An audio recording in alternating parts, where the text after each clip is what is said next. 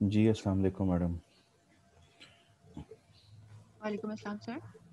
जी madam, आवाज़ ठीक है? जी जी सर, ठीक है। ओके।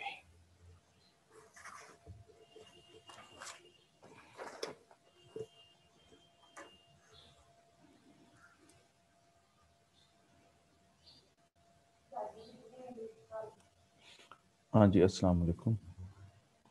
बिस्मिल्लाहिर्रहमानिर्रहीम। अस्सलाम वालेकुम। आज हम लोगों ने नया चैप्टर शुरू करना है। तो ये है चैप्टर, कल भी हमने इसको शुरू किया था लेकिन कुछ इश्यूज़ की वजह से नहीं हो सका। तो चैप्टर का नाम है competition, market failures and government intervention. और इसमें जो पहला क्वेश्चन है वो है methods of business integration. Methods of business integration. तो ये शुरू करते हैं।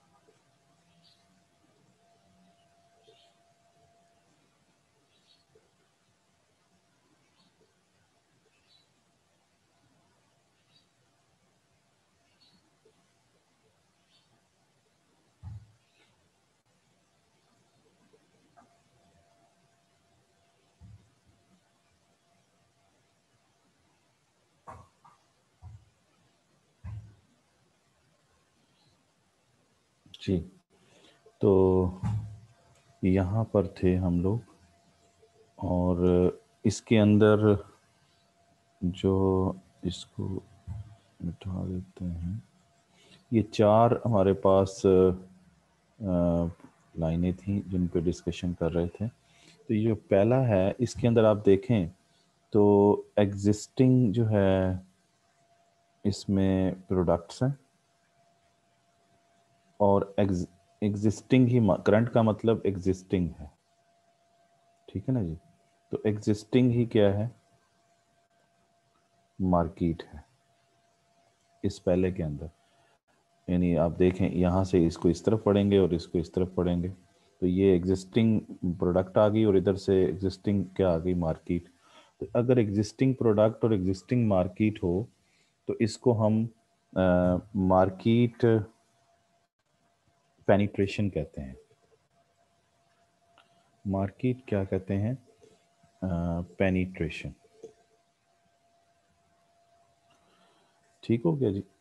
और अगर हम, ये हम पढ़ रहे थे एंस ऑफ प्रोडक्ट मार्केट मैट्रिक्स और क्वेश्चन का नाम था direction of business growth. Question क्या है, क्वेश्चन है डायरेक्शन ऑफ बिजनेस ग्रोथ। यानी बिजनेस को अगर ग्रो करना है तो किस किस डायरेक्शन में लेके जा सकते हैं। और मैंने आपको बताया था कि ये जो कॉन्सेप्ट दिया था, ये मैट्रिक्स जो दिया था, उसका नाम, उस बंदे का नाम एंसॉफ है। ये बंदे का नाम है या उस बिजनेस राइटर का नाम है जिसने ये बताया कि इस तरीके से आपका बिजनेस ग्रो कर सकता है। तो ये प्रोडक्ट मार्केट मैट्रिक्स है। अब यहाँ पे देखें, इसको आप कह लीजिए फॉर एग्जांपल, इसको कह लीजिए आप ए ये ए है और इसको हम कह लेते हैं ये बी है। तो बी के अंदर क्या हो रहा है, बी के अंदर न्यू ये वाला हिस्सा आएगा ना, न्यू प्रोडक्ट्स, और इधर से यही वाला आ जाएगी, रो यही आएगी। तो न्यू प्रोडक्ट्स होंगी, लेकिन एग्जिस्टिंग क्या होगी, मार्केट होगी। एग्जिस्टिंग मार्केट होगी। अगर आप नई चीज़ों को पुरानी मार्केट में बेचते हैं, मार्केट वही पुरानी ही ले लें, एग्जिस्टिंग ही ले लें, तो इस चीज़ को हम कहते हैं product development. This is called product development. ये प्रोडक्ट डेवलपमेंट है। तो बी सेल के अंदर आपको प्रोडक्ट डेवलपमेंट नज़र आ रही है। अब आ जाइए सी सेल के अंदर, इसको सी कह लेते हैं, ये सारा जो हिस्सा है इसके अंदर देखें तो यही एग्जिस्टिंग प्रोडक्ट ही आएंगी। प्रोडक्ट क्या आएंगी, एग्जिस्टिंग प्रोडक्ट्स, लेकिन मार्केट क्या होगी, न्यू। ये न्यू मार्केट आ गई ना इधर, लेकिन प्रोडक्ट्स जो हैं वो एग्जिस्टिंग ही है। तो न्यू मार्केट, यानी अब इसमें क्या हो रहा है, नई नई प्रोडक्ट वही है, लेकिन आप किसी नई जगह पे जाके बेच रहे हैं, नई मार्केट में बेच रहे हैं। तो इस चीज़ को हम कहते हैं मार्केट डेवलपमेंट। इस कॉन्सेप्ट को क्या कहते हैं, मार्केट डेवलपमेंट। और जो डी, ये डी वाला हिस्सा है, इस डी के अंदर देखिए, डी के अंदर क्या हो रहा है, डी के अंदर प्रोडक्ट भी न्यू है ना, न्यू प्रोडक्ट है, और इधर से मार्केट भी क्या है, न्यू है। तो न्यू मार्केट यानी नई चीज़ बनानी है और नई मार्केट में बेचनी है। इसको हम कहते हैं डाइवर्सिफिकेशन। ये है जी चार जो है बिजनेस को ग्रोथ, बिजनेस की ग्रोथ के लिए चार आपके पास तरीकाकार हैं।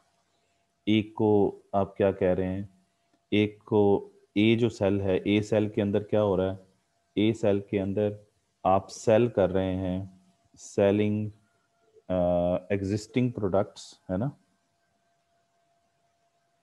selling existing products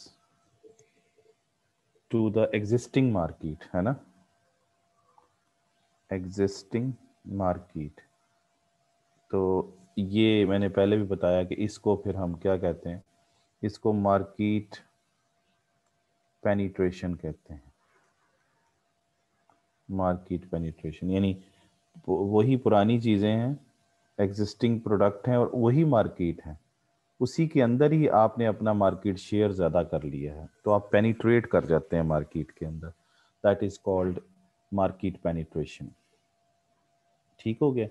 B cell के अंदर देखें, बी सेल के अंदर क्या कर रहे हैं, आप न्यू प्रोडक्ट इंट्रोड्यूस करा रहे हैं, you are introducing new products, introducing new products into the into existing markets।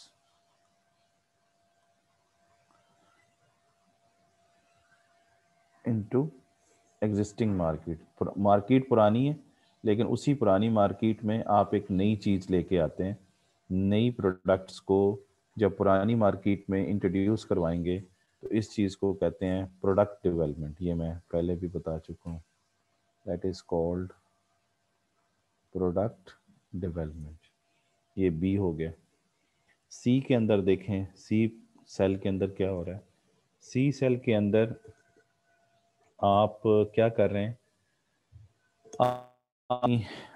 पुरानी जो चीज़ें हैं, एग्जिस्टिंग प्रोडक्ट्स जो को आप नई मार्केट में जाके बेच रहे हैं, यानी आप सेल कर रहे हैं, selling existing products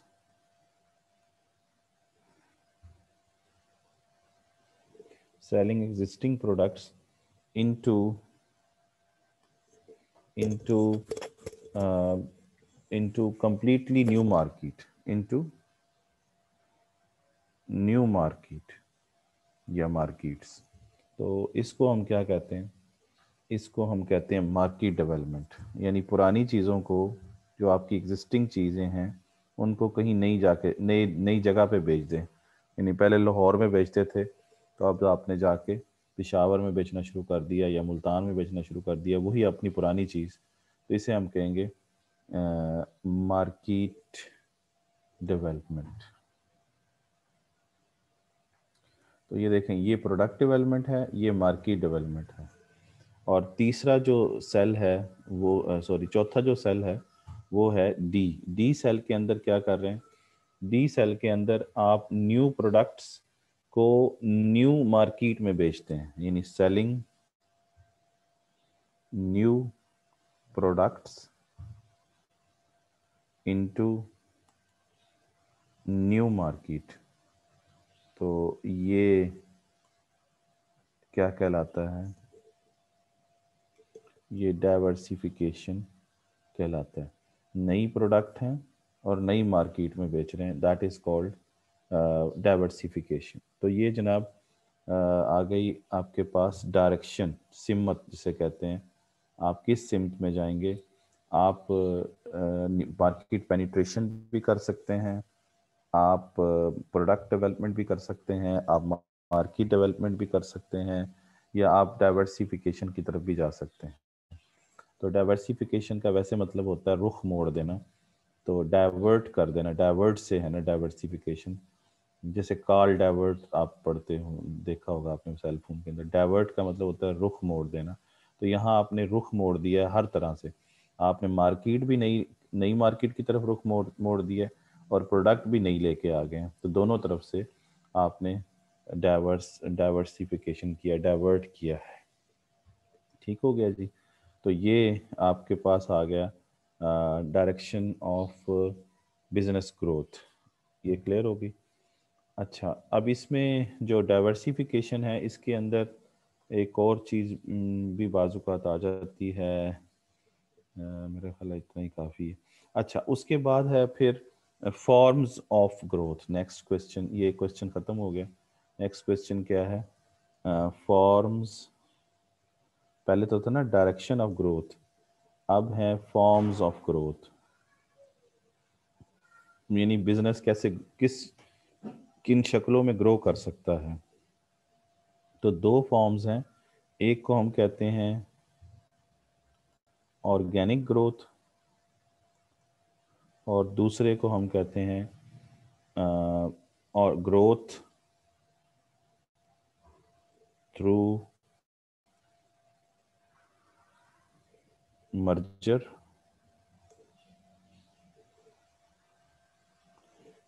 mergers and acquisitions.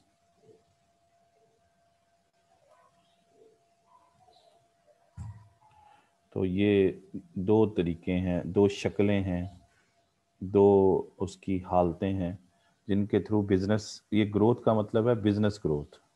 Growth का क्या मतलब है? Business growth. तो पहले था डायरेक्शन मिल रही थी हमको, किस सिमत में बिजनेस ग्रो करेगा, ये पहले डायरेक्शन पढ़ी है हमने। तो एंस ऑफ जो प्रोडक्ट मार्केट मैट्रिक्स है, वो आपको डायरेक्शन ऑफ बिजनेस ग्रोथ बताता है। और ये जो हम अब पढ़ रहे हैं, ये हैं फॉर्म्स ऑफ बिजनेस ग्रोथ। तो वो ऑर्गेनिक भी हो सकती है, और दूसरी जो है वो दूसरे तरीके से भी हो सकती है। तो वो मर्जर या एक्विजिशन के ज़रिए भी हो सकती है। इसको आप ज़रा किताब से देखें, किताब से आपको नज़र आएगा। होल्ड ऑन, इसको बुक से मैं आपको बताता हूँ। ये देखें जी, ये आपको यहाँ पे नज़र आ जाएगा। ये हम लोगों ने पढ़ लिया। ये है एंस ऑफ ये है एंस ऑफ ग्रोथ मैट्रिक्स, ये भी हमने पढ़ लिया। और ये प्रोफेसर आइगोर एंसोफ के नाम से इसका नाम रखा गया है, ये मैंने आपको पढ़ा दिया। उसके बाद ये लर्निंग आउटकम है, ये ज़रा पढ़िएगा आप लोग खुद। उसके बाद नेक्स्ट है फॉर्म्स ऑफ ग्रोथ, जो मैं अभी आपसे बात कर रहा था कि बिज़नेस जब एक्सपेंड करता है तो उसके पास एक तरीका तो ऑर्गेनिक है, और दूसरा जो है ग्रोथ थ्रू मर्जर और एक्विजिशन है। ऑर्गेनिक ग्रोथ में क्या होता है कि फर्म ग्रो करती है अपने रिसोर्सेज के ज़रिए। यानी ऑर्गेनिक ग्रोथ में ये होता है कि ग्रेजुअली यानी आहिस्ता आहिस्ता बिल्डअप करती है फर्म अपने अपने रिसोर्सेज, फिर वो डेवलप करती है न्यू प्रोडक्ट, फिर वो प्लांट ज़्यादा और मशीनरी ज़्यादा ख़रीदती है, एक्स्ट्रा लेबर को हायर करती है, न्यू स्टोर ओपन करती है एंड सो ऑन। तो इसका मतलब ये है कि ये जब अपने रिसोर्सेज पे सारा कुछ चल रहा होता है, खुद ही फर्म आहिस्ता आहिस्ता ग्रो कर रही होती है, तो इसे ऑर्गेनिक ग्रोथ कहते हैं।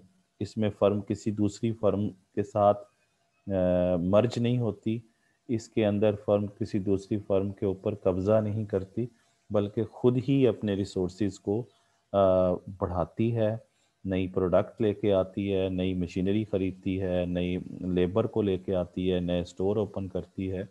तो ये एक स्लो प्रोसेस होता है लेकिन स्टडी प्रोसेस होता है ऑर्गेनिक ग्रोथ का।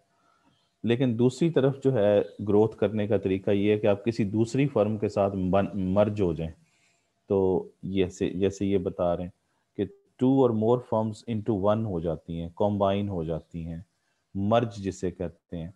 तो इसको जब आप कॉम्बिनेशन पे आ जाते हैं तो वो फिर उस तरीके से भी ग्रो कर जाते हैं। यानी आप दो बैंक मिलकर एक बैंक बन जाते हैं, दो फर्म्स मिलकर एक बड़ी फर्म बन जाती हैं। जैसे आप लोगों ने जैज और वारिद को देखा, तो वो भी क्या हुए हैं, मर्ज हो गए। मर्ज मीन्स इकट्ठे होके एक फर्म बन गए हैं। लेकिन बाज़ औक़ात ये जो कम्बिनेशन होता है या इकट्ठे होने का होता है, उसमें उसको उसको कहते हैं एक्विजिशन। ये एक्विजिशन जो होती है ये हॉस्टाइल होती है, यानी इसमें टेक ओवर कर लेती है फर्म, यानी बिजनेस को एक्वायर कर लेती है ऑनर्स। यानी इसमें क्या होता है, एक्विजिशन में क्या होता है, इसमें भी कम्बिनेशन होता है, लेकिन इसमें एक बिजनेस जो होता है वो अक्वायर कर लेता है ownership of another business without the agreement और full approval of the directors. यानी डायरेक्टर्स से पूछे बगैर, उनके साथ एग्रीमेंट किए बगैर वो टेक ओवर कर जाते हैं। तो ये हॉस्टाइल होता है, ठीक है ना जी। तो क्योंकि इसमें म्यूचुअल कोई एग्रीमेंट नहीं होता है।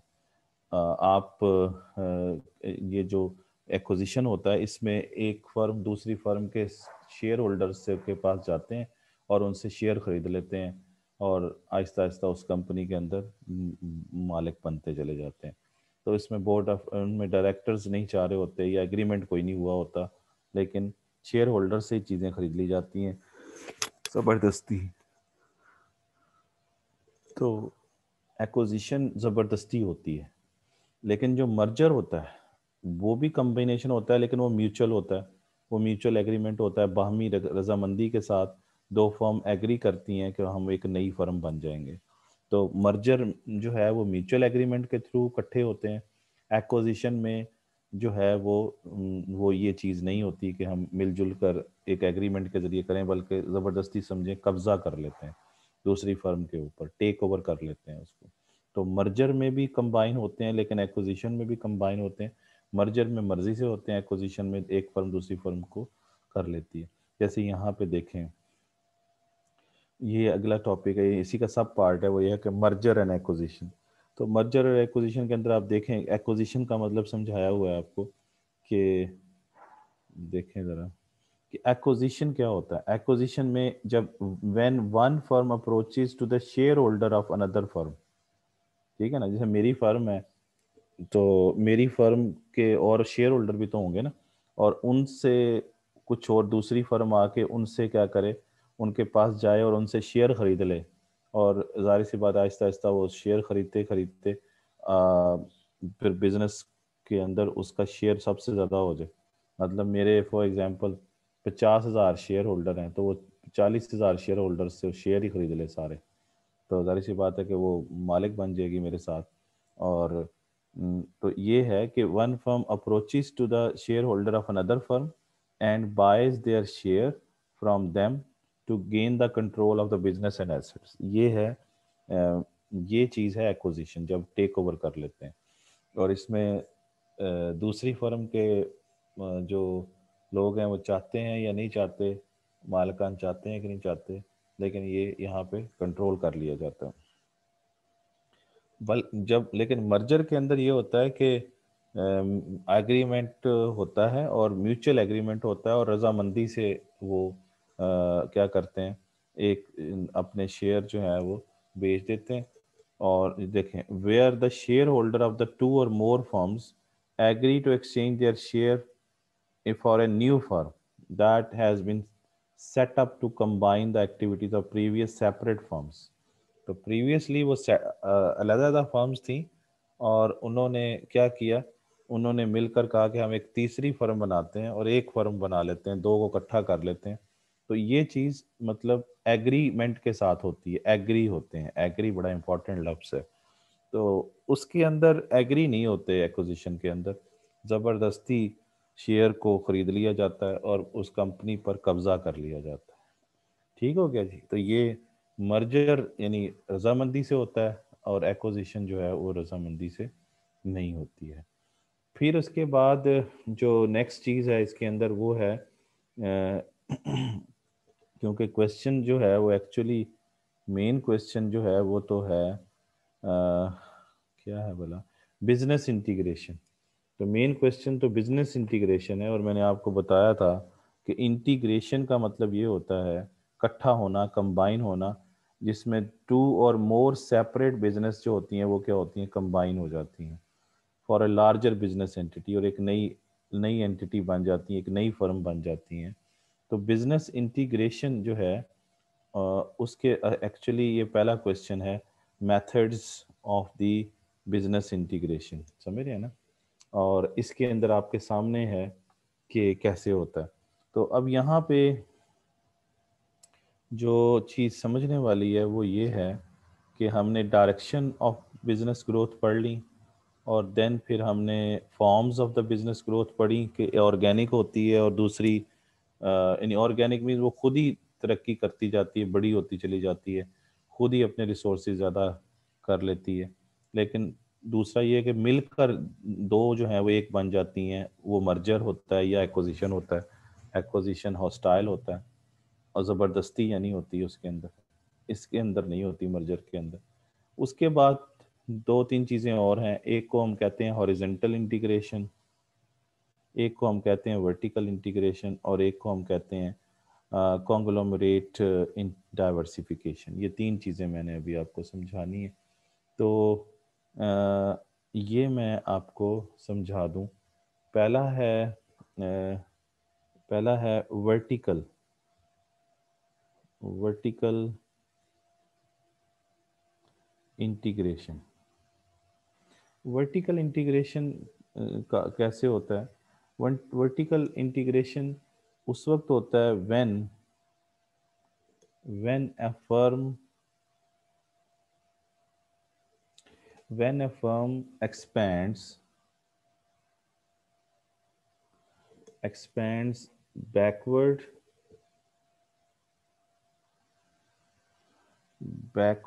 expands backward towards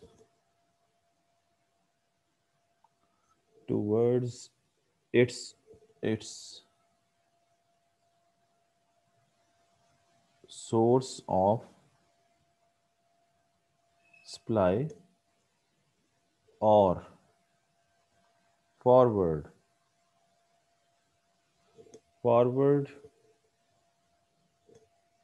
towards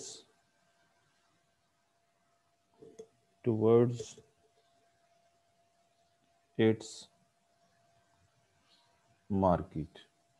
यानी वर्टिकल इंटीग्रेशन में क्या होता है कि backward towards it's source of supply होता है, या फॉरवर्ड टुवर्ड्स इट्स मार्केट होता है। ये है वर्टिकल इंटीग्रेशन। और दूसरा जो है वो है हॉरिजॉन्टल इंटीग्रेशन। हॉरिजॉन्टल इंटीग्रेशन में क्या होता है, when when a firm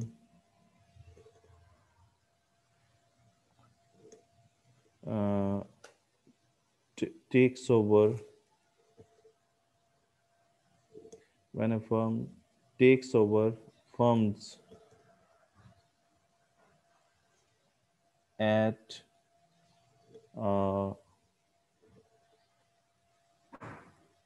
similar stage of production. Similar stage of production पे अगर ये कंबाइन होना शुरू हो जाएं तो उसे हम हॉरिजॉन्टल इंटीग्रेशन कहते हैं। अब इस चीज़ को ज़रा देखें इधर भी, इसमें यहाँ पे बताया हुआ है हॉरिजॉन्टल इंटीग्रेशन क्या होता है, when two firms in the same business, ये हॉरिजॉन्टल की बात कर रहे हैं।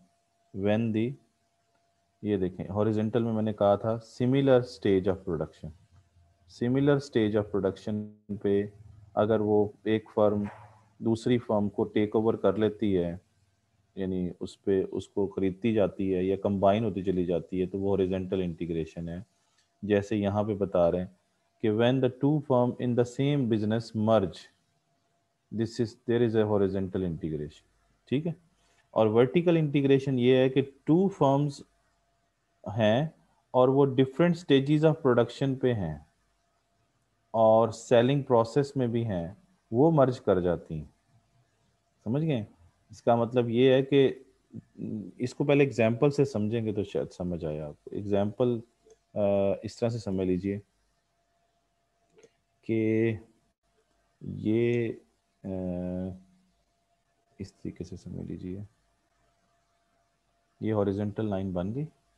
इसमें ये है कि आप फर्ज कीजिए कि आपका एक फिलिंग स्टेशन है।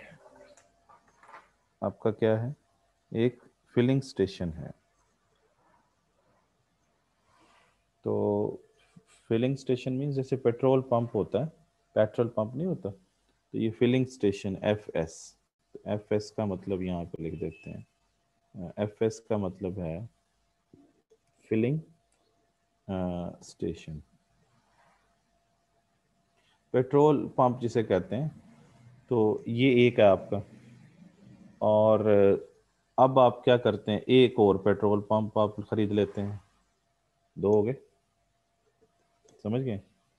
तो इसका मतलब ये है कि हम्म, आपने एक और ख़रीद लिया, आपने एक और ख़रीद लिया, एक और ख़रीद लिया, तो ग्रो कर रहे हैं ना। तो फिलिंग स्टेशन ये सारे हैं, ये सारे फिलिंग स्टेशन हैं आपका। आपने ये भी ख़रीद लिया, आपने ये भी ख़रीद लिया, आपने ये भी ख़रीद लिया, ये भी ख़रीद लिया, तो सारे सिमिलर स्टेज ऑफ प्रोडक्शन पे हैं।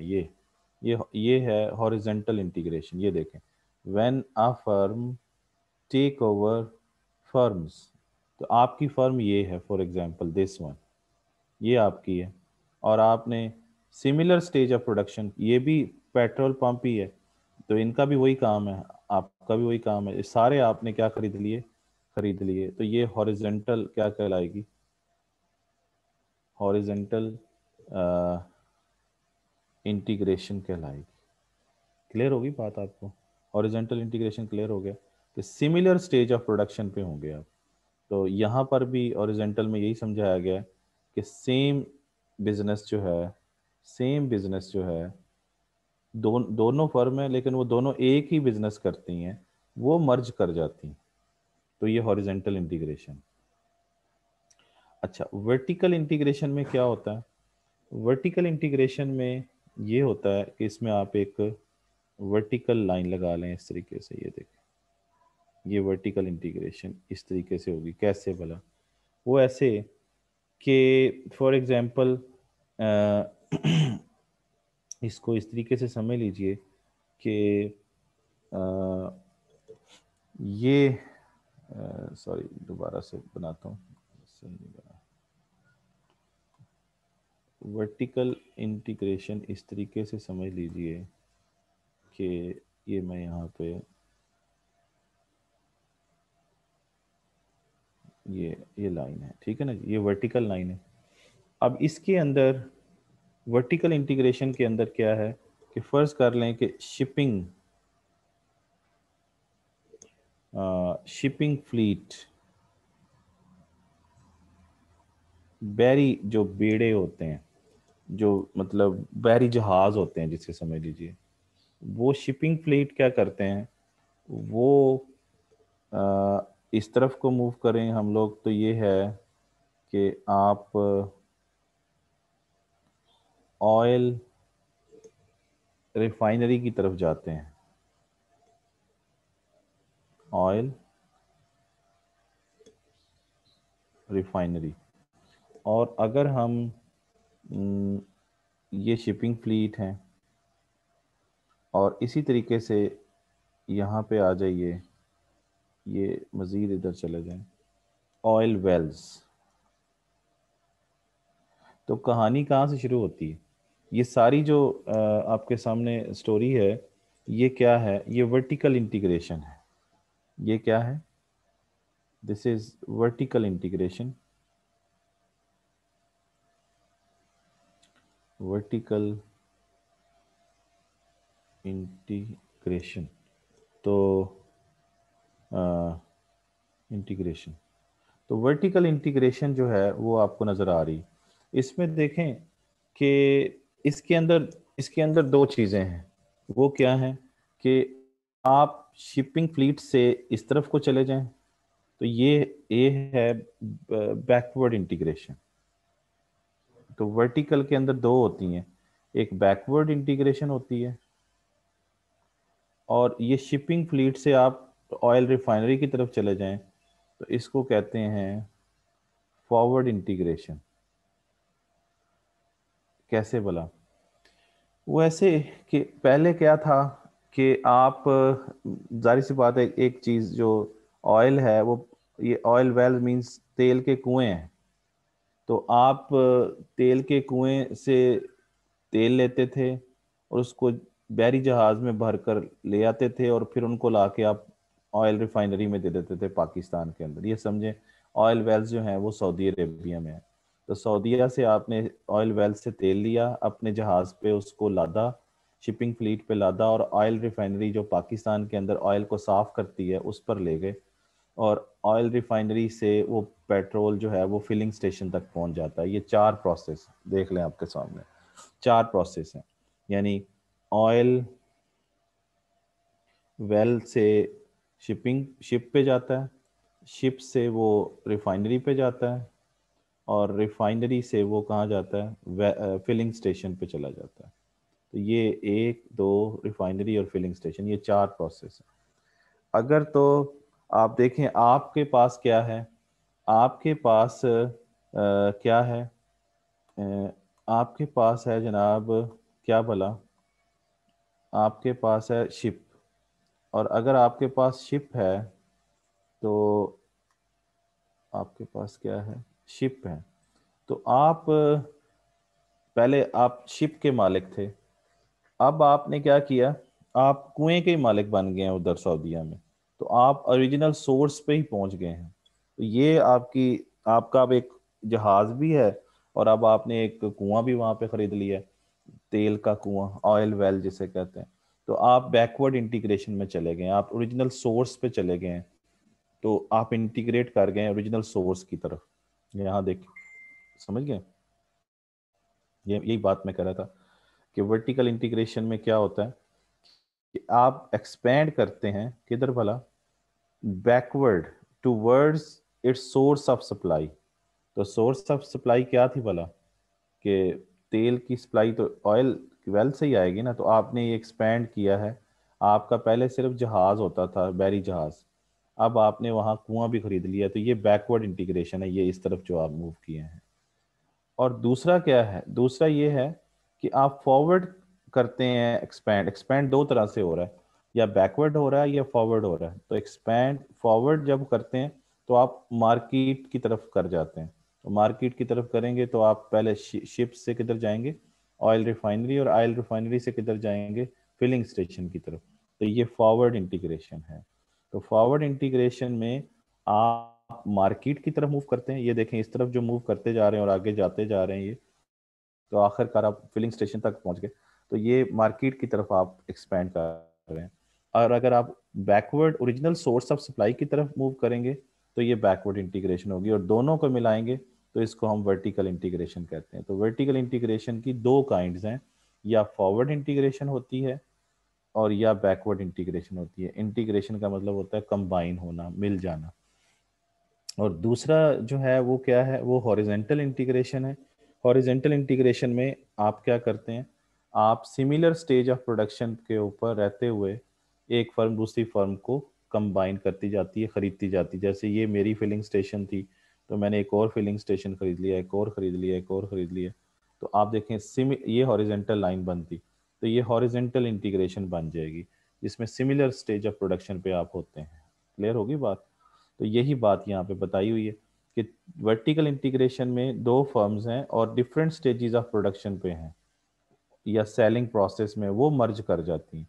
जैसे डिफरेंट स्टेजेस क्या हैं कि एक स्टेज ये ऑयल वेल वाली है, एक शिपिंग वाली है, एक ऑयल रिफाइनरी वाली है, एक फिलिंग स्टेशन है। चार स्टेजेस हैं, 1 2 3 और ये 4।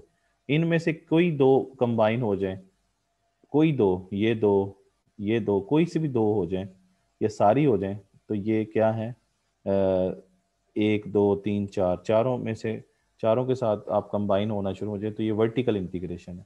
लेकिन अगर किसी एक लेवल पे हो जाए, शिप है और ship ship ship ship ship होते चले जाएं, आपके पास एक शिप है, आप दूसरा शिप खरीद लें, तो ये हॉरिजेंटल इंटीग्रेशन है। आपके पास कुआं एक है, एक और कुआं खरीदें, तो ये भी हॉरिजेंटल इंटीग्रेशन होगी। तो ये क्लियर होगी बात आपको? तो ये है जी वर्टिकल इंटीग्रेशन। अच्छा, उसके बाद ये इसके अंदर बाकी ये फॉरवर्ड वर्टिकल इंटीग्रेशन और बैकवर्ड मैंने अभी आपको समझा दी, इसमें से मजीद पढ़ लीजिएगा। उसके बाद है कंग्लोमरेट डाइवर्सिफिकेशन। कंग्लोमरेट का मतलब होता है डिफरेंट, जिसमें ये होता है कि एक एक फर्म किसी दूसरी फर्म के साथ मर्ज होती है, लेकिन उनका बिजनेस बिल्कुल ही डिफरेंट होता है। समझ रहे हैं ना? जैसे फॉर एग्जांपल एक एक बैंक जो है, एक बैंक जो है वो किसी एक बैंक जो है वो मर्ज हो जाता है या उसके साथ मिल जाता है एक दूसरी फर्म के साथ, लेकिन वो बैंक नहीं है बल्कि वो एक पेंट की कंपनी है। तो पेंट और बैंक दो डिफरेंट बिजनेसेस हैं, और वो अगर मिल जाते हैं तो उसे हम कंग्लोमरेट डाइवर्सिफिकेशन कहते हैं। ये देखें, a company might take over और मर्ज, ये दोनों हो सकते हैं, इसमें मर्ज भी हो सकता है, टेक ओवर भी हो सकता है, with another company in a different business all together. तो इसमें डिफरेंट दो दो डिफरेंट बिजनेसेस अगर एक कंपनी बनते हैं या उसके वो टेक ओवर कर लेते हैं, ना भी बने लेकिन वो एक बंदा ही उसी दूसरे को बना लेता है, खरीद लेता है, तो उसे हम कॉन्ग्लोमरेट डाइवर्सिफिकेशन कहते हैं। यानी मर्ज करना या टेक ओवर करना एक ऐसी कंपनी का दूसरी कंपनी के साथ जिसका बिजनेस एक कंपनी का और दूसरे का और फिर वो मर्ज कर जाएं, तो उसे हम कॉन्ग्लोमरेट डाइवर्सिफिकेशन कहते हैं। तो ये खत्म हो गई यहाँ पे कहानी। अच्छा, उसके बाद हैं जी एडवांटेजेस और disadvantages of this type of business expansion. ये अब आप लोगों ने खुद पढ़ने हैं कि ये हॉरिजेंटल इंटीग्रेशन के क्या फ़ायदे हैं या नुकसानात हैं, फिर वर्टिकल के हैं। तो ये यहाँ पर हॉरिजेंटल के लिखे हुए हैं, ये हॉरिजेंटल लिखा हुआ है। हॉरिजेंटल के फ़ायदे और नुकसानात, और फिर यहाँ पे ये वर्टिकल के हैं। तो वर्टिकल के फ़ायदे और नुकसान ये खुद आप लोगों ने पढ़ने। इससे आगे चलते हैं तो नेक्स्ट क्वेश्चन है हमारे पास, measures of market competition and concentration. ये वाला क्वेश्चन हम लोग पढ़ते हैं और इसको कंप्लीट करते हैं जी। तो मार्केट कंपटीशन और कंसंट्रेशन के मेजर्स क्या क्या हैं? अच्छा, इसमें जो है वो ये बात समझें कि जो मार्केट पहला क्वेश्चन उसके अंदर है मार्केट कंसंट्रेशन। तो कंसंट्रेशन का मतलब ये है कि कितनी बड़ी फर्म्स हैं जो कि मार्केट को कंट्रोल करती हैं। मार्केट कंसंट्रेशन का क्या मतलब है कि अ फ्यू लार्ज फर्म्स जो होती हैं वो मार्केट का कितना हिस्सा कंट्रोल कर रही होती हैं। Market is controlled by a few large firms. तो मार्केट कंसंट्रेशन डिस्क्राइब करती है एक्सटेंट, यानी किस हद तक चंद फर्म पूरी मार्केट को कंट्रोल कर रही होती हैं। इसको इस तरह से समझ लीजिए कि ये जो मार्केट, जैसे मैं कहूँ जी कि बेवरेजेस कंपनी जो हैं, बेवरेजेस के अंदर दो फर्म ऐसी है, यानी कोका कोला और पेप्सी कोला, जो 80% जो है वो मार्केट को कंट्रोल कर रही हैं। 20% और फर्म्स भी हैं जो बेवरेजेस बनाती हैं, तो 80% उनका शेयर है। तो वो मार्केट के अंदर उनका कंसंट्रेशन जो है वो ज़्यादा है। कंसंट्रेट का मतलब है कि वो ज़्यादा कंट्रोल कर रही हैं उनको। तो इस चीज़ को हम देखेंगे कि कितनी लार्ज फर्म्स होंगी, और होंगी वो फ्यू, होंगी लार्ज लेकिन होंगी थोड़ी सी, 4 या 3 या 2 या ऐसे थोड़ी सी होंगी, लेकिन वो मार्केट का बहुत बड़ा हिस्सा कंट्रोल कर रही होती हैं। इसको इसको कहते हैं मार्केट कंसंट्रेशन। और इसको मेजर करने के तरीके हैं। एक को हम कहते हैं कंसंट्रेशन रेशियो, एक को हम कहते हैं हरफिंडाल इंडेक्स, और एक को हम कहते हैं जिनी कोफिशिएंट।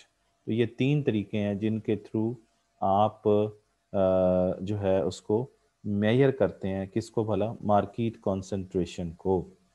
तो ये कैसे होगा उसको मज़ीद हम लोग समझ लेते हैं इसके थ्रू। जी,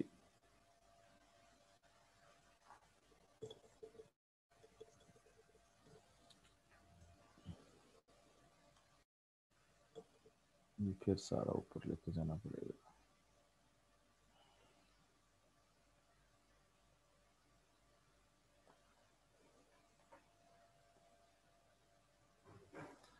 तो बात समझ आ रही है आप लोगों को कि मार्केट कंसंट्रेशन का मतलब ये है कि हमने ये देखना है कि कितनी मार्केट को कंट्रोल करने वाली कितनी फर्म्स हैं, या कितना मार्केट शेयर कितनी फर्म्स के पास है।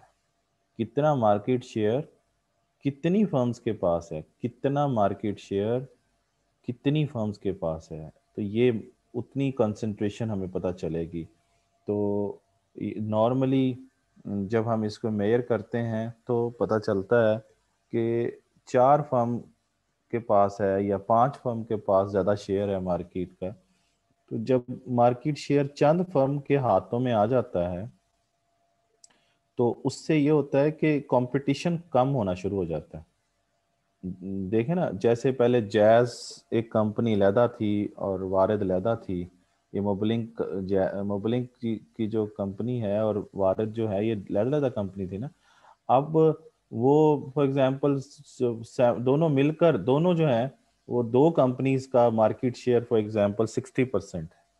तो इसका मतलब ये है कि 60% तो ये दो ही कंट्रोल कर रही थी, और अब वो दोनों मिलकर एक भी हो गई है, वो एक अलग स्टोरी है। लेकिन अगर अलग अलग जब थी, तो तब दोनों का मार्केट शेयर जो है वो 60% था। तो अब आपको समझ आ रही, इसका मतलब मार्केट शेयर जो है वो ज़्यादा है बहुत उनका। तो वो नई फर्म्स के लिए प्रॉब्लम होता है, क्योंकि ये जो ज़्यादातर शेयर चंद फर्म जब कंट्रोल कर लेती हैं, तो मार्केट में कंपटीशन जो होता है वो कम होना शुरू हो जाता है। तो क्वेश्चन ये है कि मार्केट मार्केट जो है उसकी कंसंट्रेशन जो है उसको हमने मेजर करना है। तो मार्केट कंसंट्रेशन जो है वो मैंने अभी आपको बताया। उसमें हमने ये देखना है कि किस हद तक, यानी to to what extent, market is controlled by a few firms। किस हद तक मार्केट को चंद फर्में कंट्रोल करती हैं। और इसको मार्केट कंसंट्रेशन को मेजर करने के जो तरीके हैं, यानी जब आप उसकी measurement of market market concentration करते हैं, तो उसमें जो तरीके हैं उसको हम कहते हैं, पहला तरीका है कंसंट्रेशन रेशो। दूसरा जो तरीका है, सॉरी, दूसरा जो तरीका है वो है, दूसरा तरीका जो है उसको हम कहते हैं हर्फिंडाल इंडेक्स, HERFINDAHL, हर्फिंडाल इंडेक्स। और जो तीसरा तरीका है उसको हम कहते हैं लॉरेंस कर्व या Gini coefficient, Gini coefficient through through through Lorenz curve, LORENZ, through Lorenz curve. तो ये तीन तरीके हैं जिनके ज़रिए आप मार्केट कंसंट्रेशन को मेजर करेंगे। और मार्केट कंसंट्रेशन क्या है कि किस हद तक, to what extent market is controlled by a few firms. ठीक है जी, चंद फर्म कैसे पूरी मार्केट को कंट्रोल करती हैं। इसका मतलब ये है कि जब भी लार्ज फर्म्स जो होते हैं, लार्ज सप्लाई जो होते हैं, वो क्या करते हैं, जब मार्केट में फर्म लार्ज होती चली जाती हैं, तो लार्ज यानी लार्ज जो फर्म्स होती हैं, चाहे वो लार्ज किसके थ्रू हो रही हैं, थ्रू ऑर्गेनिक ग्रोथ हो रही हैं या वो थ्रू एक्विजिशन और मर्जर हो रही हैं, लार्ज हो गई। जब वो लार्ज फर्म होंगी तो उनका जो मार्केट में शेयर है वो बढ़ जाएगा। जैसे अभी मैंने आपको बताया कि मोबिलिंक और वारिद इकट्ठे हो गए, इस तरह बहुत सारे बैंक मिलकर एक बैंक बन जाते हैं, तो मार्केट में शेयर उनका बढ़ जाएगा। जब मार्केट में शेयर बढ़ेगा तो पहले वो मतलब 20% था, तो अब वो दो तीन फर्म उन्होंने और मिला के एक बन गई, तो अब वो 70%, एक फर्म का 70% मार्केट शेयर हो गया। और लोगों के लिए अब वो सब्स्टिट्यूट क्या हो गए हैं, सब्स्टिट्यूट कम हो जाएंगे। क्योंकि लार्ज फर्म जो है वो बाकी फर्म को खरीदती चली जा रही है और मार्केट शेयर उसका बढ़ता चला जा रहा है, तो सब्स्टिट्यूट लोगों के पास कम है। जब आपको पता है सब्स्टिट्यूट कम हो तो प्राइस इलास्टिसिटी ऑफ डिमांड जो है वो भी क्या होती है, कम। क्योंकि ये पढ़ा था हमने कि higher the number of substitute, higher the degree of the price elasticity of demand. The lower the number of substitute, the lower the degree of the price elasticity of demand. तो जब सब्स्टिट्यूट कम होंगे तो elasticity भी कम होगी। और जब elasticity कम होती है तो फिर उस वक्त कीमत को बढ़ाना फ़ायदेमंद होता है, तो कीमत को बढ़ाएंगे वो लोग, और कीमत को बढ़ाकर रेवेन्यू में क्या करेंगे, इजाफा करेंगे। तो ये है उनका, उनको फ़ायदा होगा इससे कि प्राइस रेज करके रेवेन्यू में भी क्या करेंगे, इजाफा करेंगे। तो ये स्टोरी समझ आई, ये पूरा चैनल समझ आया आप लोगों को कि लार्ज फर्म क्या करती हैं। लार्ज फर्म के नतीजे में मार्केट शेयर बढ़ जाता है और लोगों के लिए अवेलेबिलिटी ऑफ दी सब्स्टिट्यूट कम हो जाती है, जिससे सब्स्टिट्यूट कम होगी तो इलास्टिसिटी कम होगी। इलास्टिसिटी कम हो तो रेवेन्यू में इजाफा करने के लिए कीमत में इजाफा किया जा सकता है, क्योंकि जब लेस इलास्टिक डिमांड होगी तो प्राइस में इजाफा करके रेवेन्यू में इजाफा किया जा सकता है। ये भी आपको टोटल रेवेन्यू मेथड में मैंने, या टोटल आउटले मेथड में ये बात समझाई थी। तो ये है जी स्टोरी। अच्छा, दूसरी तरफ ये है कि जब जब ये बहुत ज़्यादा लार्ज होती चली जाती हैं, अब फर्ज कर लें कि लार्ज होते होते होते वो सारी फर्म को खा खा जाती है और एक बन जाती है, तो उस सूरत में हम उसको कहते हैं मोनोपोली। यानी अब तो सब्स्टिट्यूट है ही कोई नहीं, तो मोनोपोली में जो है वो all share has just one firm, उसमें एक ही फर्म के पास सारा शेयर है। All share means all market share, तो सारा मार्केट शेयर एक फर्म के पास है, और वो क्या है, वो सोल सप्लायर है। सोल मीन्स अकेला, तो सोल सप्लायर है किसी भी एक प्रोडक्ट का, समझ गए, ऑफ द प्रोडक्ट है। तो मोनोपोली में क्या होता है, मोनोपोली में एक फर्म होती है, और मोनोपोली की कंडीशंस में ज़रा आपको समझा दूं। मोनोपोली क्या होती है, मोनोपोली के अंदर सिंगल सेलर होता है,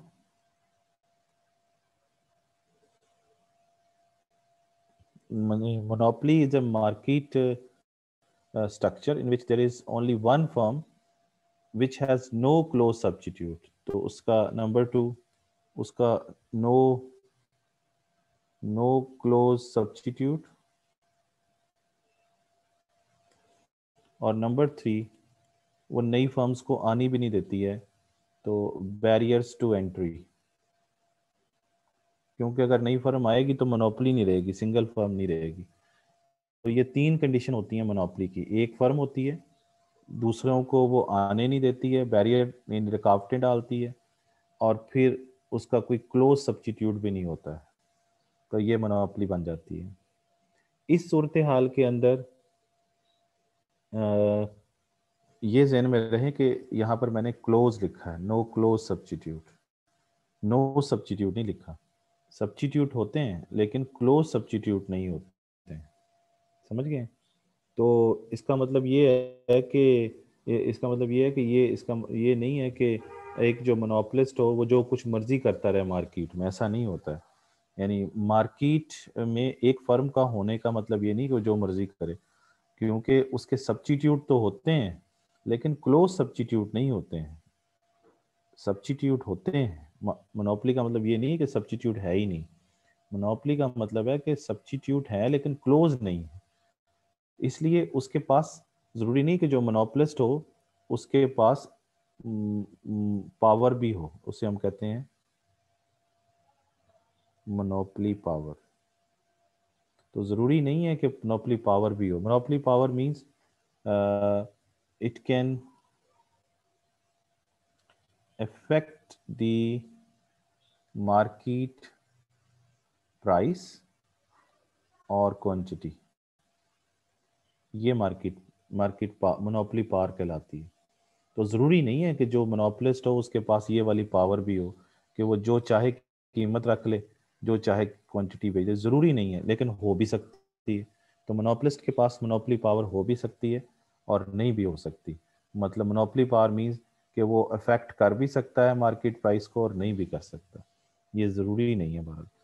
तो ये चीज़ें क्लियर होगी आपको। अच्छा, अब ये है कि जो जब जब भी लार्जर फर्म इतनी लार्ज हो जाती हैं तो लार्जर फर्म की एक्सट्रीम क्या है कि मार्केट शेयर इतना बढ़ जाए कोई एक फर्म की शक्ल में आ जाए, यानी ये एक्सट्रीम है, एक्सट्रीम केस है ये। एक्सट्रीम केस है क्या भला मोनोपोली, कि जब लार्ज फर्म लार्ज होते होते होते होते सारी बड़ी मछली छोटी मछली को खाते खाते खाते एक बन जाती है, और फिर वो अपनी मर्जी से प्राइस को फिक्स भी करती है, क्वांटिटी को भी करती है।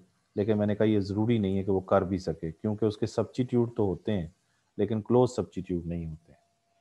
अच्छा, अब इसका मतलब ये है कि जितना ज़्यादा किसी भी मार्केट के अंदर कंसंट्रेशन बढ़ेगी तो उसका मतलब ये होगा कि वो फर्म का मार्केट शेयर बढ़ना शुरू हो जाएगा, जिससे जो कंपेटिटिवनेस है, कंपटीशन है, वो कम होना शुरू हो जाएगा। जाहिर सी बात है कि एक फर्म ही बड़ी होती जा रही तो उसका मुकाबला तो वो दूसरों के मुकाबला दूसरी फर्म के साथ, छोटी फर्म उनके साथ कैसा मुकाबला करेंगी, कैसे करेंगी, तो वो नहीं कर सकती। तो कंपटीशन कम होना शुरू हो जाता है। जब छोटी छोटी फर्म हो और बहुत सारी हो तो वो कंपटीशन करती हैं आपस में। छोटी फर्म, बहुत सारी छोटी फर्म आपस में कंपटीशन करती हैं। लेकिन जहां पर चंद फर्म बहुत बड़ी हो और बाकी सारी छोटी हो तो उनका बड़ी बड़ी के साथ कंपटीशन नहीं होता, वो वहां पे फिर कंपटीशन कम होना शुरू हो जाता है। तो ये बात क्लियर होगी आपको। तो जितनी ज़्यादा कंसंट्रेशन बढ़ेगी मार्केट के अंदर, यानी लार्ज फर्म का शेयर, लार्ज फर्म जो है वो शेयर ज़्यादा होता चला जाएगा, तो उससे प्राइस जो है उसकी फिक्सिंग में भी अनकम्पिटिटिवनेस आएगी, और ये चीज़ जो है वो गवर्नमेंट के लिए, सप्लायर्स के लिए, दूसरे जो छोटे सप्लायर्स हैं और कस्टमर के लिए बड़ी ही अलार्मिंग होती है, और उसमें उनको इंटरवेंशन भी बात करनी पड़ती है। तो ये है जी मार्केट कंसंट्रेशन की स्टोरी। अच्छा, अब जो है वो ये है कि हम क्या करें, हम इनकी मेजरमेंट को समझें। तो उसमें पहली जो मेजरमेंट है वो है मार्केट कंसंट्रेशन रेशियो। तो मार्केट कंसंट्रेशन रेशियो पहला जो, ये मैं अब आपको इनके मेथड्स की तरफ लेके आ रहा हूँ, ये वाली चीज़ मेजरमेंट के ऊपर, कि कंसंट्रेशन रेशियो जो है उसको समझते हैं, या मार्केट कंसंट्रेशन रेशियो भी कहते हैं।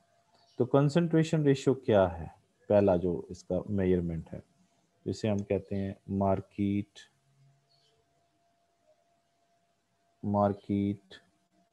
Concentration ratio.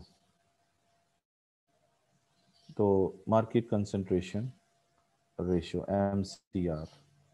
तो मार्केट कंसंट्रेशन रेशियो में ये होता है जनाब कि आप क्या करते हैं, इसमें इसका इसका इसका जो तरीका है उसमें ये होता है, द कंसंट्रेशन, इसको कंसंट्रेशन रेशियो भी कहते हैं। The concentration ratio measures the combined measures the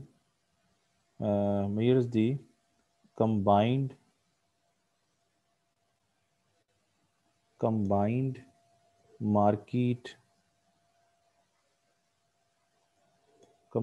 market share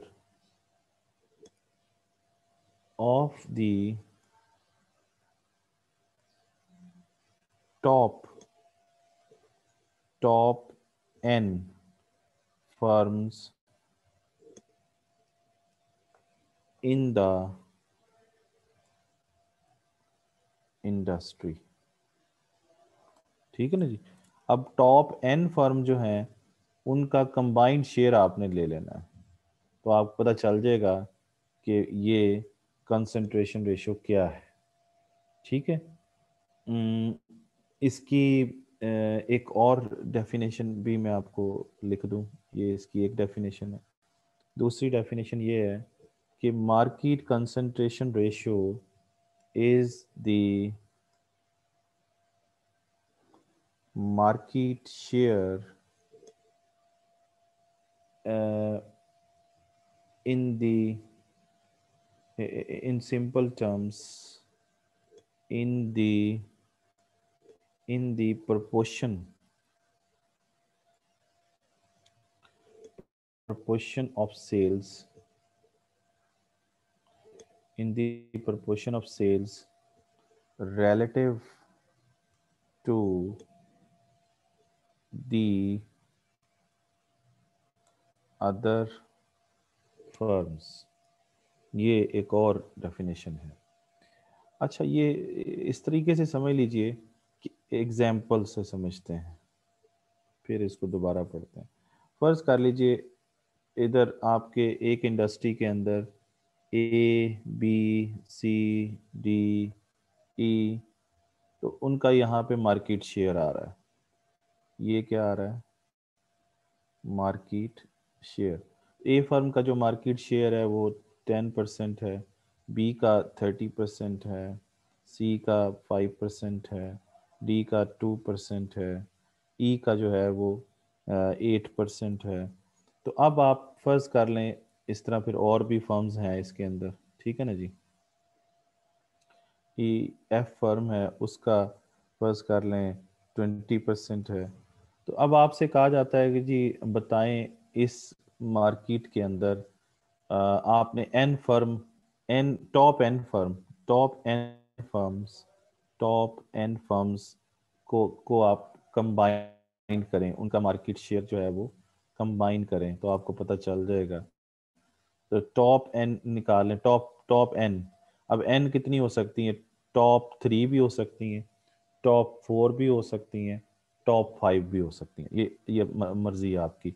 यानी उसे हम कहेंगे, अगर अगर हम तीन तीन लेते हैं तो हम कहेंगे 3 फर्म कंसंट्रेशन रेशियो। तो n की जगह पर क्या आ जाएगा, 3 आ जाएगा या 4 आ जाएगा या 5 आ जाएगा। तो 4 फर्म 4 फर्म्स कंसंट्रेशन है ना रेशियो। इस तरह 3 firm concentration ratio, 5 firm concentration, जो भी आप टॉप लेना चाहते हैं। फॉर एग्जांपल आप 4 फर्म कंसंट्रेशन रेशियो, इससे आपसे कहा जाता है मेजर करें। तो 4 फर्म देखें जो टॉप पे जा रही है, ये पहले पे आ गई एक, फिर ये सॉरी ये पहले पे आ गई, ये दूसरे पे आ गई, ये फिर तीसरे पे आ गई, और ये जो है ये चौथे पे आ गई। इनका आप मार्केट शेयर इनको ऐड कर लें तो 4 फर्म है, यानी ए फर्म है, बी फर्म है, ई फर्म है और एफ फर्म है। तो इनको ऐड करें, इनका कंबाइन शेयर निकालें, कंबाइन मार्केट शेयर, तो कितना आएगा? तो ये आएगा 30 जमा 10 40, 40 और 20 60 और 8 68। तो 68% जो है ये 4 फर्म कंसंट्रेशन रेशियो निकल आएगी। बात समझ आ गई? यानी इसका मतलब ये है कि 4 फर्म अगर हमने मार्केट कंसंट्रेशन रेशियो निकाली है तो वो 68% आई है। इसका मतलब 4 फर्म टोटल, यानी 100% में से 4 फर्म 68% उनका शेयर है मार्केट के अंदर। तो ये बहुत ज़्यादा कंसंट्रेशन है यहाँ पे। इसका मतलब यहाँ पे कंपटीशन बहुत कम है। चार मतलब बड़ी फर्म का 4 फर्म का मार्केट शेयर सबसे ज़्यादा आ रहा है आपके सामने। ठीक है ना जी? तो ये बहुत ज़्यादा कंसंट्रेशन है। तो इसका मतलब ये हुआ कि मार्केट कंसंट्रेशन रेशियो आप लो से भी निकाल सकते हैं और हाई से भी निकाल सकते हैं। यानी मोस्टली हैवीली कंसंट्रेशन इंडस्ट्रीज भी निकाल सकते हैं और लीस्ट हैवीली कंसंट्रेशन इंडस्ट्रीज भी निकाल सकते हैं। ये फ़र्ज़ कर लें ये फूड की बात हो रही है, तो पाकिस्तान की बात कर लें, फ़र्ज़ कर लें तो पाकिस्तान में ये 4 बड़ी फर्म है जो टोटल फूड की सप्लाई में से 68% सप्लाई ये 4 फर्म दे रही। तो इसका मतलब ये 4 फर्म जो चाहें कर सकती हैं, कीमत भी बढ़ा सकती हैं, कम भी कर सकती हैं। तो इधर कंपटीशन बहुत कम है। जितनी ज़्यादा मार्केट कम कंसंट्रेशन रेशियो बढ़ेगी, कंपटीशन क्या हो जाएगा? कंपटीशन कम हो जाएगा। इसका मतलब कंसंट्रेशन और कंपटीशन का नेगेटिव रिलेशनशिप है। जितनी कंसंट्रेशन रेशियो बढ़ेगी उतना ही कंपटीशन कम होगा। लेकिन अगर ये आप 4 फर्म का भी निकाल सकते हैं, 3 फर्म का भी, 5 फर्म का भी, जो आपका दिल चाहे आप उसके मुताबिक लिख दें कि ये 4 फर्म कंसंट्रेशन रेशियो है, ये 3 फर्म कंसंट्रेशन रेशियो है। तो that is up to you. तो इसका मतलब ये है कि हमने ये देखना है कि फ्यू लार्ज फर्म्स जो हैं वो किस तरह मार्केट का बड़ा शेयर जो है वो कंट्रोल करती हैं। फ्यू लार्ज फर्म्स हैं, ये 3-4 फ्यू होगी ना, और मार्केट, और अगर ये फर्ज करें इनका शेयर निकल आता है तीन, एक और एग्जांपल के अंदर टॉप 4 फर्म्स का जो रेशियो निकलती है वो फर्ज कर लें कि वो निकल आती है 15%। तो आप कहेंगे इस मार्केट के अंदर टॉप 4 फर्म अगर मिलकर 15% प्रोवाइड कर रही हैं तो बाकियों का तो मतलब ये तो टॉप 4 का कंबाइन मार्केट शेयर है, तो बाकियों का तो बहुत ही कम होगा। तो वहां पर मार्केट कंसंट्रेशन लो है तो वहाँ कंपटीशन ज़्यादा होगा उस मार्केट के अंदर जहाँ कंसंट्रेशन कम आती है। ठीक हो गया ना जी? ये चीज़ हमें अंदाज़ा हो जाता है। जहाँ कंसंट्रेशन ज़्यादा हो वहाँ गवर्नमेंट आके खुद कंट्रोल करती है उन इंडस्ट्रीज़ को, क्योंकि वहाँ पर उनका बिहेवियर कंपटीशन बेस्ड नहीं होता है बल्कि मोनोपोलाइज्ड हो जाती हैं। समझ रहे हैं ये बात? एक सेकंड होल्ड कीजिए।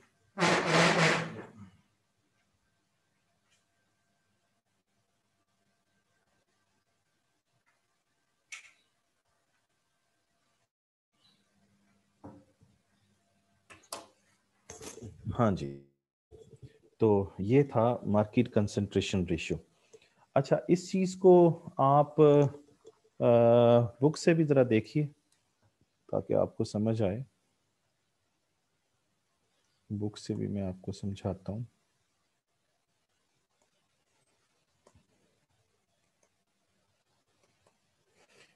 ये देखें जी, ये बुक के अंदर आपको ये बात समझाई हुई है। तो ये है मार्केट कंसंट्रेशन रेशियो, जो मैं अभी आपसे बात कर रहा था, MCR। और इसमें उसने ये बताया कि आपने ये किसी भी लेवल पे देख सकते हैं, यानी आउटपुट में भी देख सकते हैं, एम्प्लॉयमेंट में भी देख सकते हैं। कंसंट्रेशन रेशियो तो किसी भी वेरिएबल में देखी जा सकती है। नॉर्मली अभी हमने जो एग्जांपल ली थी वो आउटपुट की ली हुई थी कि फर्म एम्प्लॉयमेंट में भी कंसंट्रेशन रेशियो निकल आती है, कितनी परसेंट फर्म कितनी लोगों को रोजगार दे रही है ना। और इस तरह कितनी परसेंट फर्म जो है टोटल आउटपुट का कितना परसेंट जो है वो प्रोवाइड करती है। ये कंसंट्रेशन रेशियो तो किसी भी वाले से निकाली जा सकती है। तो इसमें आपने ये देखना है कि लार्जेस्ट प्रोड्यूसर्स जो हैं वो कितने परसेंट जो है वो शेयर देते हैं। और कंसंट्रेशन रेशियो मैंने अभी आपसे कहा कि वो टॉप 3 के भी निकाल सकते हैं, 4 की भी, 5 की भी निकाल सकते हैं। जैसे इस एग्जांपल में आप लोग चेक कर सकते हैं। एग्जाम्पल में जाने से पहले एक और चीज़ ये देखें, दोबारा से मार्केट कंसंट्रेशन बताया हुआ है कि to the extent to which the supply to the market is provided by small number of the firms, यानी कितनी स्मॉल नंबर ऑफ फर्म कितना मार्केट का शेयर जो है वो प्रोवाइड करती हैं। तो ये आपका मार्केट कंसंट्रेशन। एक और कॉन्सेप्ट भी यहाँ पे दिया हुआ है, इंडस्ट्री कंसंट्रेशन। इंडस्ट्री कंसंट्रेशन का मतलब होता है कि आपने ये देखना है कि एक मार्केट के अंदर आप देखने के बजाय आपने डिफरेंट इंडस्ट्रीज, कंप्लीट इंडस्ट्रीज में देखना है कि वो कितना, कौन सी इंडस्ट्री ज़्यादा कंसंट्रेट कर रही है। यानी एक ही मार्केट के अंदर भी देख सकते हैं और एक इंडस्ट्री के अंदर भी देख सकते हैं। अगर इंडस्ट्री के अंदर देखेंगे तो इंडस्ट्री कंसंट्रेशन आ जाएगा, और अगर मार्केट में देखेंगे तो मार्केट कंसंट्रेशन आ जाएगा। बहरहाल ये इतना इम्पोर्टेंट भी नहीं है। अच्छा, यहाँ पे ज़रा देखिए, ये एग्जाम्पल में देखिए ज़रा, ये दिस इज़ वेरी इंपॉर्टेंट कि ये बता रहा है कि ये दो कॉलम बने हुए हैं आपके सामने। ये यूके की एग्जांपल उसने ली हुई है, एक्चुअल एग्जांपल से बता रहा है कि ये देखें, जो पहले वाला है इसमें ये बता रहे हैं कि मोस्ट हैवीली कंसंट्रेटेड इंडस्ट्रीज, ये मोस्ट हैवीली कंसंट्रेटेड इंडस्ट्रीज हैं। और ये 5 फर्म कंसंट्रेशन रेशियो उन्होंने निकाली है।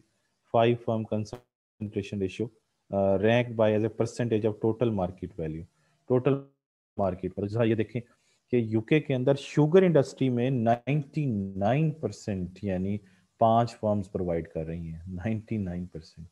इसका मतलब ये है कि ये 5 फर्म तकरीबन 1% को छोड़ दें सिर्फ, तो 1% जो है वो बाकी फर्म को प्रोवाइड कर रही होंगी। तो लेकिन 5 फर्म की ये चूंकि कंसंट्रेशन रेशियो निकाली हुई है उन्होंने, 5 फर्म,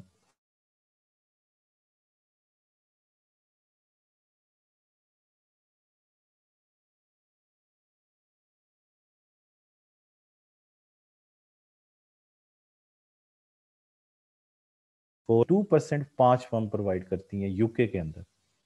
ऑयल एंड फैट्स के अंदर 88% 5 फर्म प्रोवाइड करती है, सारी 5 फर्म की आ रही हैं। इस तरह कॉन्फेक्शनरी जो है उसमें 5 फर्म 81% मार्केट शेयर है उनका, आपके सामने। तो पेस्टिसाइड के अंदर भी आप लोग देखें तो वहाँ पर 75% जो है वो 5 फर्म प्रोवाइड करती हैं। ये तो थी हैवीली, यानी मोस्ट हैवीली कंसंट्रेशन। ये है लीस्ट, इस इधर जो राइट साइड पे कॉलम है, इसका मतलब ये है कि ये लीस्ट हैवीली कंसंट्रेशन इंडस्ट्रीज हैं, जिसमें 5% जो है वो ये निकला है कि 4% 5 मिलकर कर रही हैं। तो यहाँ पे इसका मतलब इतना ज़्यादा कंपटीशन, इसमें ज़्यादा कंपटीशन है। यानी 5 फर्म का कंसंट्रेशन रेशियो, 5 फर्म का मार्केट शेयर 4% निकला है मेटल के अंदर। तो बाकी 95% तो बाकी तमाम फर्म्स दे रही होंगी ना, तो यहाँ पे कंपटीशन ज़्यादा है। फिर इस तरह 5 फर्म 4% प्रोवाइड कर रही हैं प्लास्टिक के अंदर। फिर फर्नीचर के अंदर भी 5 फर्म को की अगर शेयर मिलाएं तो 5% बनता है, तो इसका मतलब 95% तो फिर बाकी फर्म प्रोवाइड कर रही है, तो इधर कंसंट्रेशन थोड़ी आ रही है। तो आपको लीस्ट कंसंट्रेशन भी पता चल गई और हैवीली कंसंट्रेशन फर्म, दोनों ही 5 फर्म्स हैं। 5 फर्म कंसंट्रेशन रेशियो सब उन्होंने इंडस्ट्रियों में निकाली है। ये वाली इंडस्ट्रीज जो हैं ये हैवीली आ रही हैं सारी, और ये वाली सारी जो है इनमें कंसंट्रेशन बहुत थोड़ी है। देखें 4 4 5 5 6 6 8 9, इधर देखें तो 80, 90, 70, इधर बहुत ज़्यादा कंसंट्रेशन है। इन इंडस्ट्रीज में इन इंडस्ट्रीज को गवर्नमेंट फोकस करेगी। किस हवाले से? क्योंकि ये वो लोग हैं जो लोगों को तंग कर सकते हैं, क्योंकि इनका शेयर बहुत ज़्यादा है और ये कीमतें बढ़ा सकते हैं, अपनी क्वालिटी कम कर सकते हैं। यहाँ गवर्नमेंट जो है कंट्रोल करेगी, इनको करेगी। तो कंसंट्रेशन रेशियो निकालने का ये फ़ायदा होता है कि गवर्नमेंट देखती है कि हमने किधर किन इंडस्ट्रीज को फोकस करना है और किन इंडस्ट्रीज को फोकस नहीं करना है। तो ये देखें, इन इंडस्ट्रीज को फोकस करने की जरूरत नहीं है, क्योंकि इनका तो 5 फर्म मिलकर भी 4-4% ही शेयर आ रहा है, 6 फर्म मैक्सिमम 9% आ रहा है। तो इसका मतलब ये 5 मिलकर भी 9% दे रही है, तो ये इनकी कोई औकात नहीं है मार्केट में। ये ज़्यादा मार्केट में कीमतों को अफेक्ट भी नहीं कर सकती, लेकिन ये कर सकती है। ये 5 मिलकर 99% दे रही है, तो ये जो मर्जी कर लें। ठीक है ना जी। तो 4 फर्म कंसंट्रेशन रेशियो या 5 फर्म या 3 फर्म कंसंट्रेशन रेशियो निकाली जा सकती है। Then we have Herfindahl index. Herfindahl index क्या होता है? उसमें जो 4 फर्म कंसंट्रेशन थी ना, उसमें तो हमने टॉप 4 या टॉप 3 या टॉप 5 इंडस्ट्रीज का मार्केट शेयर जमा करके देखा था कितना आता है।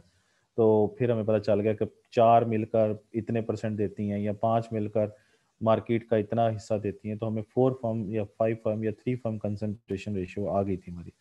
लेकिन हर्फिंडाल एक इकोनॉमिस्ट है, उसने ये कहा कि ऐसा नहीं करेंगे, बल्कि हम तमाम फर्म्स को लेंगे। समझ रहे हैं?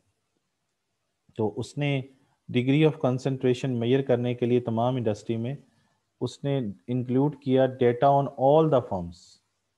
ऑल बड़ा इंपॉर्टेंट लफ्ज है इधर, all the firms in it rather than just relating to the small number of large firms. ये small number of large firms हम लेते थे कंसंट्रेशन रेशियो के अंदर, कि लार्ज फर्म हम ले लेते थे और उनका नंबर तीन तीन यानी 3 लार्ज फर्म, 4 लार्ज फर्म या 5 लार्ज फर्म, जिसे हम कंसंट्रेशन रेशियो कहते थे। तो small number of large firms का नंबर हम खुद देख लेते थे कि 3 का देखना है, 4 का या 5 का। कभी पिछला जो क्वेश्चन था कंसंट्रेशन रेशियो वाला। तो इसका तरीका हर्फिंडाल इंडेक्स का क्या है? हर्फिंडाल इंडेक्स का जो फॉर्मूला है वो है, इधर मैं लिख देता हूँ, हर्फिंडाल इंडेक्स। और उसका जनाब तरीका ये है कि आपने नंबर ऑफ फर्म्स लेना है और उसको मल्टीप्लाई करना है मार्केट शेयर से। मार्केट शेयर लेना है आपने परसेंटेज में, और मार्केट शेयर परसेंटेज में लेके उसका स्केयर करना है। फिर इन दोनों टर्म्स को, यानी नंबर ऑफ द फर्म्स को और मार्केट शेयर का परसेंटेज में लेके उसका स्केयर लेके, दोनों को मल्टीप्लाई करके फिर उसको सम अप कर लेना। ये समीशन है। सिग्मा किसे कहते हैं? ये सिग्मा है, और सिग्मा का मतलब है सम अप करना। तो ये तरीका है जी, ये इसका फार्मूला है हर्फिंडाल इंडेक्स का, यानी number of the firm into the square of the market percentage, और फिर उसको सम अप करेंगे। यही बात यहाँ पे लिखी हुई है। The construction of the index is based on squaring the market share in percentage of all firms लेनी है। ठीक है ना जी। तो ये आपके सामने है कि आपने स्केयर करना है किसका? मार्केट शेयर लेके। और स्केयर क्यों करते हैं? ताकि, क्योंकि स्केयर जब करते हैं, 2 का स्केयर लें तो 4 आता है, 3 का कर लें तो 9 आता है, तो वो डबल हो जाता है। तो वो डबल का मतलब उसका एम्फिसाइज बढ़ जाता है। तो ये एम्फिसाइज बढ़ाने के लिए उसने शेयर लिया है। तो the process of squaring tends to emphasise the position of the larger firm. जो बड़ी होगी वो और ज्यादा बड़ी नजर आएगी, तो इसलिए स्केयर लिया। फिर उस स्केयर को क्या किया? सम अप कर लिया टू फाइंड द इंडेक्स। ये मैंने अभी आपको लिख भी दिया फार्मूला, यही समझाया हुआ है यहाँ पे कि नंबर ऑफ द फर्म को आपने मार्केट शेयर के स्केयर के साथ मल्टीप्लाई करके सम अप कर लेना है। ये इसका हर्फिंडाल इंडेक्स आएगा। और जितना हर्फिंडाल की वैल्यू ज्यादा आएगी, उतनी कंसंट्रेशन ज्यादा आएगी। जितनी कंसंट्रेशन ज्यादा आएगी, उतना ही वहां पे कंपटीशन कम होता चला जाएगा। यानी हर्फिंडाल इंडेक्स की वैल्यू हर्फिंडाल इंडेक्स की वैल्यू बढ़ेगी, तो इसका मतलब ये है कि कंसंट्रेशन जो है रेशियो, ये भी कंसंट्रेशन रेशियो की मेजर करेगा, वो बढ़ेगी। तो कंसंट्रेशन रेशियो बढ़ेगी तो कंपटीशन क्या हो जाएगा? कंपटीशन कम हो जाएगा। तो हर्फिनडाल इंडेक्स के बढ़ने से कंपटीशन क्या हो जाता है, कम हो जाता है। तो इसको जाहिर सी बात है फिर एक एग्जाम्पल से समझते हैं, जो इसने यहाँ पे एग्जाम्पल दी हुई है। इसने ये कहा है कि फ़र्ज़ कीजिए कि दो इंडस्ट्रीज़ हैं और दो इंडस्ट्रीज़ के अंदर आपके सामने है कि कंसिडर द टू इंडस्ट्रीज, और इधर वो कह रहा है बोथ हैव 40 स्मॉल फर्म्स। तो ये देखें, और दोनों इंडस्ट्री के अंदर 40 छोटी फर्म्स हैं और हर फर्म का जो शेयर है टोटल मार्केट में वो 1%। ये बात लिख रहा है, ये वाली बात। तो इसका मतलब ये देखें 40 आ गया इधर, और 1% मार्केट शेयर का स्केयर किया हुआ है इधर भी, ये इधर भी 40 और 1% का स्केयर किया हुआ है। तो ये आपको अभी बताया था कि नंबर ऑफ द फर्म लेनी है और मार्केट शेयर का स्केयर करना है। तो ये दोनों में आ जाएगा कि 40 फर्म उधर हैं ए में, ये इंडस्ट्री ए है, ये इंडस्ट्री बी है। तो 40 ही उसमें है, 40 ही उसमें है छोटी छोटी फर्म, और उनका मार्केट शेयर 1% है। ये दोनों में हमने ऐड कर दिया। फिर वो कहता है कि मार्केट ए के अंदर 4 फर्म ऐसी हैं, 4, जिनका मार्केट शेयर कितना है, 2%। तो ये देखें 4 नंबर ऑफ द फर्म आ गया और मार्केट शेयर कितना है, 2%। और मार्केट शेयर को हमने क्या करना होता है, स्केयर करना, वो भी कर दिया। ये वाली बात भी समझ आ गई। फिर वो कहता है कि and a single very single large firm, और एक फर्म ऐसी है जो कि 52% ऑफ द टर्नओवर है उसका। तो ये देखें 52% आ गया, और उसका यानी एक फर्म है जो कि 52%।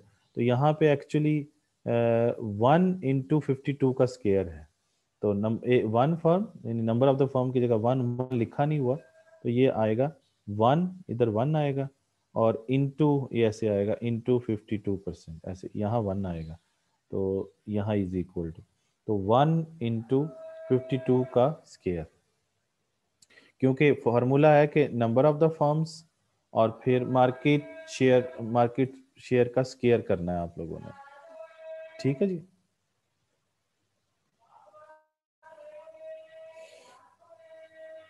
अच्छा जी, तो अब फिर आप इनको मतलब मल्टीप्लाई करके और प्लस करके जब निकालेंगे तो इसकी वैल्यू आती है, ये हर्फिनडाल इंडेक्स की वैल्यू आ गई जो 2760 है, ये ए के लिए आ गई। अब बी के लिए देखते हैं। बी में वो कहता है कि 5 firms, sorry, market B is completed by 5 large firms each controlling the 12% of the market share. तो ये 5 नहीं है यहाँ पर, किधर गया ये 5, ये इसको काट के ना 6 कर लें, ये गलत लिखा हुआ है यहाँ पे। यहाँ पे क्या आएगा 6, क्योंकि यहाँ देखें 6 लिखा हुआ है, 6 है, तो ये गलती से 5 लिखा गया। तो 6 फर्म्स ऐसी हैं जिनका मार्केट शेयर कितना है, 12%। तो ये 12% का स्केयर आ जाएगा। ठीक है ना जी। और ये है जी स्टोरी, ये 6 और 12% इनको ऐड करके उन्होंने किया है। तो आपके सामने यहाँ पर जो इसकी वैल्यू आई है वो 904 आई है आपके सामने। अब यहाँ पे आपको पता चल रहा है कि इसका जो हर्फिनडाल इंडेक्स है वो ज़्यादा आया है और इसका जो हर्फिनडाल इंडेक्स है वो कम आया है। तो ए फर्म जो है वो उसमें कंसंट्रेशन ज़्यादा आई है, तो ये लेस कंपेटिटिव है। बी फर्म जो है उसका हर्फिनडाल इंडेक्स जो है वो कम आया है, तो इधर जो है कंसंट्रेशन कम है, इसलिए यहाँ कंपटीशन ज़्यादा है। तो ये हम मार्केट कंसंट्रेशन जो है वो कंट्रोल चेक कर लिया हम लोगों ने। अब इसमें कुछ लोग जो हैं वो ये कहते हैं कि अगर लेस देन, कुछ लोग कहते हैं अगर लेस देन 1500 आ जाए, तो यानी किसकी वैल्यू, एच आई की, तो वो कॉम्पिटिटिव होता है, यानी वो कंपटीशन वहाँ पे ज़्यादा होता है। और अगर ये 1500 से जवाब 2500 तक आ जाए हर्फिनडाल इंडेक्स का, तो वो मॉडरेटली कंसंट्रेटेड होती हैं। क्या होती हैं? मॉडरेटली कंसंट्रेटेड फर्म्स होती हैं, कंसंट्रेटेड। और अगर वो ग्रेटर देन 2500 जवाब आता है, तो वहाँ पर हाई कंसंट्रेशन होती है, वहाँ पर हाई कंसंट्रेशन होती है। तो कंसंट्रेशन जहाँ हाई होगी वहाँ कंपटीशन कम होगा। तो ये एक रूल है जो आपको समझाना था। ये समझ आ गया। अब ये देखना है कि हर्फिंडाल इंडेक्स की वैल्यू जो है वो मैक्सिमम क्या होती है और मिनिमम क्या होती है, ये बात समझनी है आपने। तो उसके लिए मैं आपको समझा दूं कैसे भला। तो हर्फिंडाल इंडेक्स की वैल्यू मिनिमम और मैक्सिमम क्या होती है, देखें। मोनोपली के अंदर इन मोनोपली मोनोपली के अंदर आपको पता है कि फार्मूला क्या है। फार्मूला ये है कि number of the firms, monopoly में कितनी फर्म्स होती हैं? मोनोपली में जनाब एक ही फर्म होती है। और उस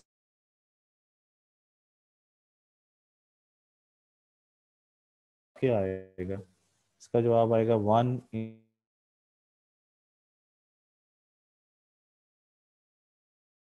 तो ये जवाब आएगा 10,000। तो इसका मतलब ये है कि मोनोपली के अंदर हर्फिंडाल इंडेक्स की जो वैल्यू आएगी वो 10,000 आएगी।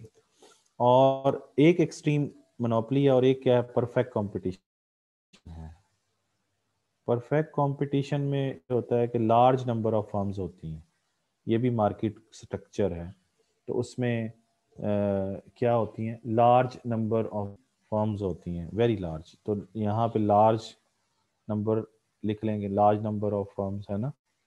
और ये आ गया इनटू उनका जो मार्केट शेयर होता है वो तकरीबन 0.00 ही होता है, ना होने के बराबर होता है, स्केयर कर लें। तो ये जवाब आएगा 0। तो हर्फिंडाल इंडेक्स की जो, ये 0 है।